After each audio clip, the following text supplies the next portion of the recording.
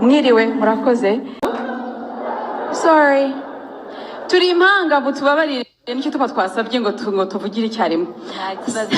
Murakoze President, reka mbanze mpahere kuri 2013 muri Toronto mwaradusuye muri Canada. Sinzi uko mutwibuka ariko twari Impanga twaharagurutse turabyina kugeza muduhaye ijambo. Icyo gihe muri duhaye naravuze ntimutubabarire turi very persistent ariko turi kuri mission. Iyo mission twashakaga ikibanza muri kiduhe twubakira abaturage, twubaka amashuri, twubaka amazu. Muri 2013 icyo gihe mwaravuze ngo ariko biroroshye ngo vugana hano na RDB bazakibaha icyo kibanza. Mwarakiduhaye.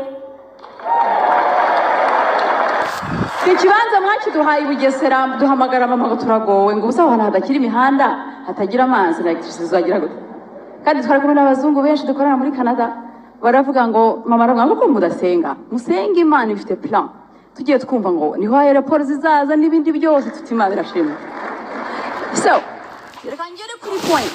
Since we talked in 2013, we have raised over $1 million Canadian. Twarahubatse haruzuye hari amazu abaturage amashuri y'abana turabagaburira n'abaminisitiri baza kudusura. Duherukanye na Minisitiri Sumutakiriyo aravuga ngo iyi modo mufite niyo y'igihugu dukeneye kugenderaho.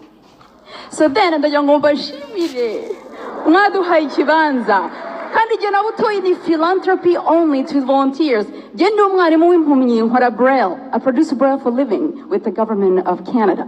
Uyakora na Immigration Canada. Ariko kubera ko twavuze ngo tuzahahe neza ariko dufashe abiwacu tuve muri low income kuri middle class. Dore Mr. President Kagame nukuri na printing the 2050 vision ndayifite hano ndayisoma every word and that's what I want to do. Muzaze kudusura ariko utwarankubita we. Sorry, bukuru andusha iminota 3 niwe ajya avuga. Ariko reka mvuge ijambo rimwe. Banyarwanda bacu n'inshuti z'abanyarwanda ibyo dukora twohereza $200,000 by'amadolari ku mwaka bituva muri twebwe n'inshuti zo muri Canada on a volunteer basis. So let me challenge you, kuko President Kagame abikora on behalf of a government, reka tubikore as a community. Government yikore yonyine. Oh yeah, murakoze, we love you so much. Right. Thank you so much.